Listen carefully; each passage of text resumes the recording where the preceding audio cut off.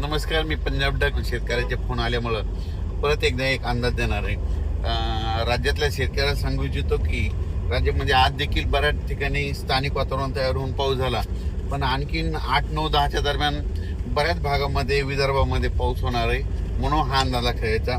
पण त्याच्यानंतर मात्र 15 ते 20च्या दरम्यान, म्हणजे 15 मे ते 20च्या दरम्यान काही भागामध्ये चांगल्या पावसाळ्यासारखा पाऊस पडणार आहे. कोल्हापूर जिल्हा, सातारा जिल्हा, पुणे जिल्हा, अहिल्यानगर, नाशिक, त्याच्यानंतर धुळे जिल्हा, इकडे जळगाव जिल्हा, संभाजीनगर, जालना जिल्हा, धाराशिव, लातूर, बीड जिल्हा, नांदेड जिल्हा, या जिल्ह्यामध्ये काय होणार आहे 15 ते 20चा मात्र जरा जोराचा पाऊस पडणार आहे. काही ठिकाणी काही भाग सोडून देईल, पण हे अवकाळी पाऊस पडणार आहे. म्हणून शेतकऱ्यांनी ज्यांची हळद असेल तर तुम्ही काय करा, आपण आपलं नियोजन लावायची तयारी ठेवायची.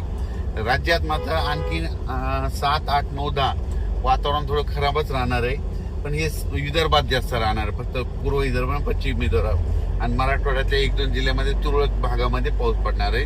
आणि त्याच्यानंतर मात्र 15 ते 20चा पाऊस मात्र पश्चिम महाराष्ट्र, मराठवाडा आणि उत्तर महाराष्ट्राकडे जरा चांगला पडणार आहे. म्हणून हा अंदाज सर्व शेतकऱ्यांनी लक्षात घ्यायचा.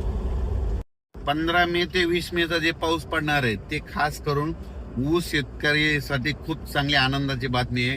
कारण की सोलापूर जिल्हा झालं, लातूर जिल्हा झालं, बीड जिल्हा झालं, जालना जिल्हा झालं, संभाजीनगर जिल्हा, जळगाव जिल्हा, अहिल्यानगर, नाशिक, त्याच्यानंतर पुणे जिल्हा, इकडं सातारा जिल्हा, कोकणपट्टी, ह्या परिसरामध्ये चांगला पावसाळ्यासारखा पाऊस पडणार आहे. सऱ्यामध्ये पाणी साचल असा काही ठिकाणी पाऊस पडणार आहे.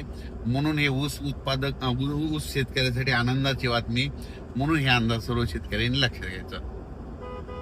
सर्व शेतकऱ्याला सांगू इच्छितो की यावर्षी मान्सून वेळेवर दाखल होणार आहे, वेळेच्या अगोदर दाखल होणार आहे.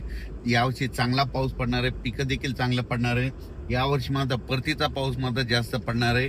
म्हणजे परतीचा मध्ये सप्टेंबर, ऑक्टोबरचा पाऊस सरासरीपेक्षा जास्त पडेल. काही भागामध्ये अतिवृष्टी देखील परतीच्या पावसात पाहायला भेटणार आहे. म्हणून ही देखील सर्व शेतकऱ्यांसाठी आनंदाची बातमी.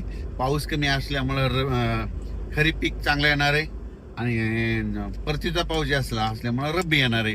म्हणून हे साल 2026 शेतकऱ्यासाठी खूप चांगलं आहे. म्हणून शेतकऱ्यांनी आजच्यानं 34 दिवस पाऊस राहिलाय, तुम्ही तुमच्या शेतीची कामे करून घ्यावी. धन्यवाद.